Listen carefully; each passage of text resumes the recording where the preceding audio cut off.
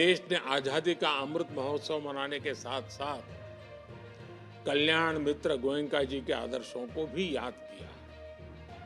आज जब उनके शताब्दी समारोह का समापन हो रहा है, तब देश विकसित भारत के संकल्पों को सिद्ध करने की दिशा में तेजी से आगे बढ़ रहा है। इस यात्रा में एसएन गोयनका जी के विचार और समाज के प्रति उनके समर्पण से हमें बहुत सीख मिलती है। गुरुजी भगवान बुद्ध का मंत्र दोहराया करते थे, समग्गानम तपो सुखो, यानी जब लोग एक साथ मिलकर ध्यान लगाते हैं तो उसका बहुत ही प्रभावी परिणाम निकलता है। एकजुटता की ये भावना, एकता की ये शक्ति विकसित भारत का बहुत बड़ा आधार है। इस जन्म शताब्दी समारोह में आप सभी ने वर्ष भर इस मंत्र का ही प्रचार प्रसार किया। मैं आप सभी को अपनी हार्दिक शुभकामनाएं देता हूं। साथियों, आचार्य एसएन गोयनका जी से मेरा परिचय बहुत पुराना था।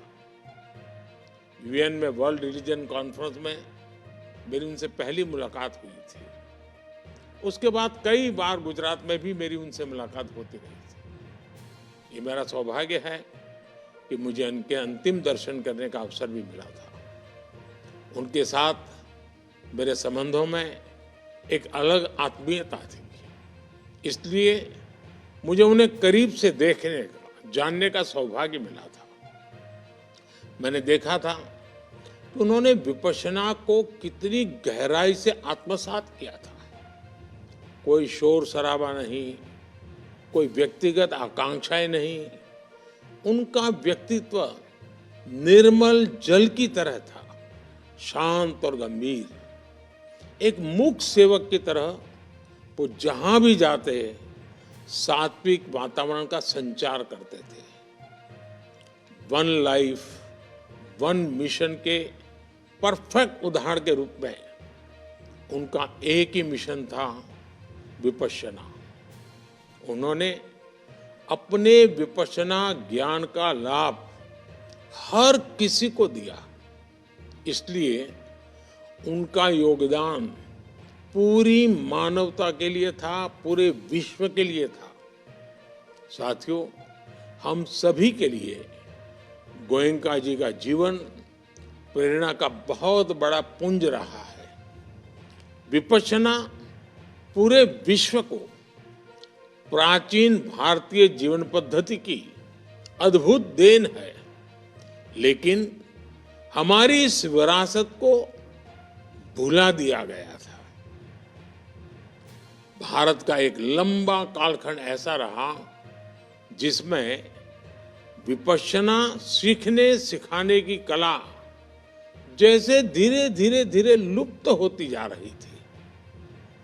गोयनका जी ने म्यांमार में 14 वर्षों की तपस्या करके इसकी दीक्षा ली और फिर भारत के इस प्राचीन गौरव को लेकर देश लौटे।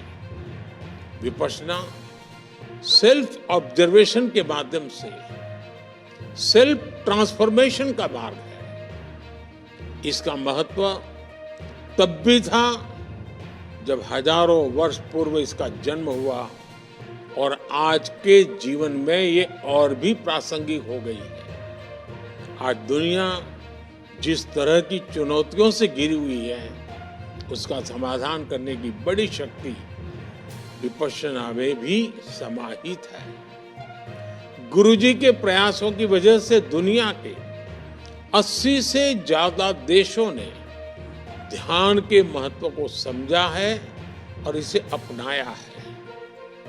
आचार्य श्री गोयनका जी उन महान लोगों में से हैं जिन्होंने विपश्यना को फिर से एक वैश्विक पहचान दी। भारत उस संकल्प को पूरी मजबूती से नया विस्तार दे रहा है। हमने यूनाइटेड नेशंस में अंतर्राष्ट्रीय योग दिवस का प्रस्ताव रखा था, उसे 190 से ज्यादा देशों का समर्थन मिला। योग अब वैश्विक स्तर पर जीवन का हिस्सा बन गया है। साथियों, हमारे पूर्वजों ने विपश्यना जैसी योग और ध्यान प्रक्रियाओं का अनुसंधान किया, लेकिन हमारे देश की विडंबना रही है कि अगली पीढ़ियों ने उसके महत्व को, उसके उपयोग को भुला दिया। विपश्यना, ध्यान, धारणा, इन्हें हमने केवल वैराग्य का विषय मान लिया। व्यवहार में इनकी भूमिका लोग भूल गए। आचार्य श्री एस.एन. गोयनका जी ने जैसी विभूतियों ने जनमानस की इस भूल का सुधार किया। गुरु जी तो कहा भी करते थे, एक स्वस्थ जीवन हम सभी का अपने प्रति बहुत बड़ा दायित्व है।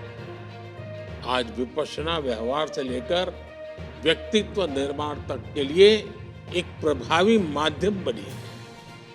आज आधुनिक समय की चुनौतियों ने विपश्यना की भूमिका को और भी बढ़ा दिया है।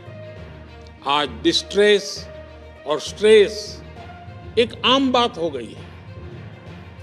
हमारे युवा भी वर्क लाइफ बैलेंस लाइफस्टाइल और ऐसी परेशानियों के कारण स्ट्रेस का शिकार हो रहे हैं। विपश्यना उनके लिए समाधान हो सकता है। इसी तरह माइक्रो फैमिली, न्यूक्लियर फैमिली की वजह से घरों में बुजुर्ग माँ बाप के बहुत तनाव में रहते हैं।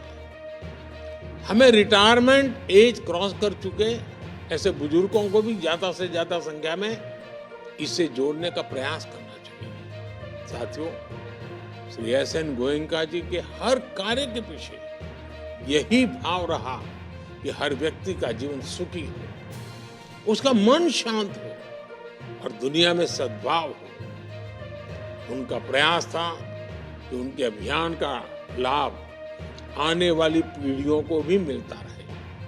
इसलिए उन्हें अपने ज्ञान को विस्तार दिया। उन्होंने विपश्यना के प्रचार प्रसार के साथ साथ इसके कुशल शिक्षकों के निर्माण का भी दायित्व निभाया। आप भी जानते हैं कि विपश्यना एक अंतर्मन की यात्रा है। ये अपने भीतर गहरे गोते लगाने का रास्ता है। लेकिन ये केवल एक विद्या नहीं, ये एक विज्ञान भी है। इस विज्ञान के परिणामों से हम परिचित हैं। अब समय की मांग है कि हम इसके प्रमाणों को आधुनिक मानकों पर, आधुनिक विज्ञान की भाषा में प्रस्तुत करें। आज हम सबको गर्व होता है कि इस दिशा में विश्व भर में काम भी हो रहा है, लेकिन इसमें भारत को और आगे आना होगा। हमें इसमें लीड लेनी होगी, क्योंकि हमारे पास इसकी विरासत भी है और आधुनिक विज्ञान बढ़ेगी, विश्व का और अधिक कल्याण होगा। साथियों, आचार्य श्री एस.एन. गोयनका जी की जन्म शताब्दी समारोह का ये वर्ष हम सबको प्रेरित करने वाला समय रहा है।